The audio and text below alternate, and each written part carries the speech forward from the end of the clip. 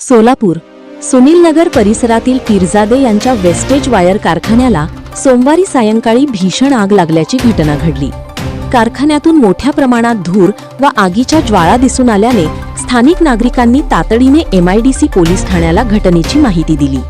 घटनेची माहिती मिळताच MIDC पोलीस व अग्निशामक दलाचे जवान तातडीने घटनास्थळी दाखल झाले।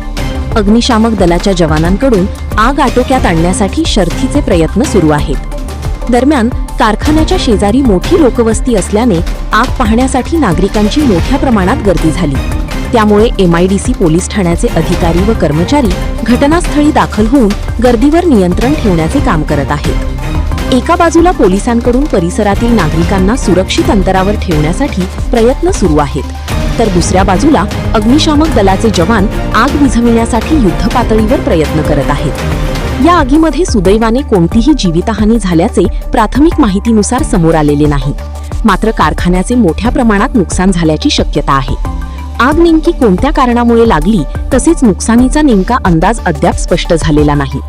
घटनास्थळी MIDC पोलीस ठाण्याचे वरिष्ठ अधिकारी व सर्व संबंधित कर्मचारी उपस्थित असून परिस्थितीवर नियंत्रण ठेवण्याचे काम सुरू आहे।